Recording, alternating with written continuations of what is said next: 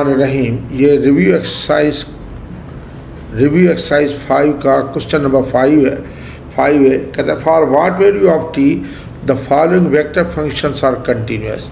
Are t एक ये दिया गया आई में रूट में 36 माइनस टी स्क्वायर और plus l n t plus 4 दिया गया है कि यानी जे के।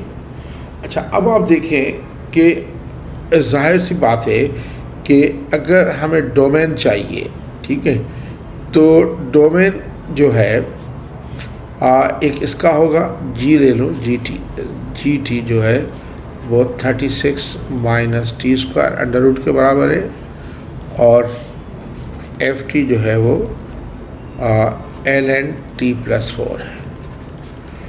इसके लिए देखें ये अंडर रूट में है तो या तो ये ज़ीरो हो जाए या लेस देन ज़ीरो हो, ग्रेटर देन ज़ीरो। तो मैं कह सकता हूँ 36 minus t square greater than या इक्वल टू ज़ीरो होना चाहिए, ये पॉजिटिव हो।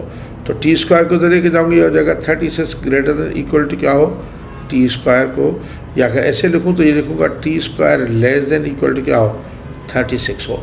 माइनस की इक्वलिटी को मैं करूँगा तो अब देखें T square greater less than equal 36 को यानी टी जो है -6 इज़ लेस देन टी और टी इज़ लेस देन 6। देखिए ना, टी स्क्वायर 36 के कम हो तो अगर ये नंबर लाइन है ये -6 और ये 6 ये दोनों इंक्लूड होंगे, इधर कोई भी वैल्यू होगा उसका स्क्वायर जो है वो 36 से क्या आएगा, कम आएगा। बाकी इधर वाले का 36 से ज़्यादा आएगा। तो इसकी ये डोमेन आ गई, डोमेन आ गई जी टी की। फिर डोमेन है एफ टी की, डोमेन जी टी की ये आ गई, ठीक है, और टी मेंबर है आर का। फिर डोमेन ऑफ आ गई इसकी मैं ले रहा हूँ एफ टी की डोमेन, ठीक है। एफ टी की डोमेन के लिए ये आपका टी प्लस 4 है, ये टी प्लस 4 जो है ना पॉजिटिव होना चाहिए, ग्रेटर देन ज़ीरो होना चाहिए। टी प्लस 4 अगर ग्रेटर देन ज़ीरो होना चाहिए तो टी मस्ट भी ग्रेटर देन क्या होना चाहिए -4 के। तो टी -4 के ग्रेटर होना चाहिए। तो आप देखें -4 का ये -6 है इधर, तो -4 तो इधर होगा कहीं -4, ठीक है। तो -4 से ग्रेटर ये आ जाएंगे सारी चीज़ें इधर की, ठीक है। तो ये बल्कि आपका -6 और 6 के दरमियान में है।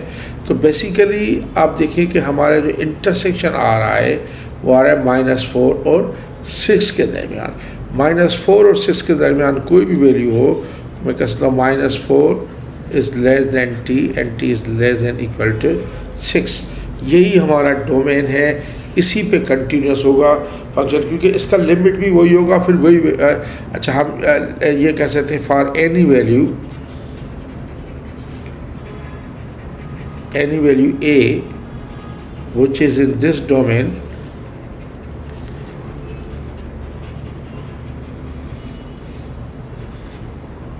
RT is defined, RT defined है इसी लिमिट इसी में।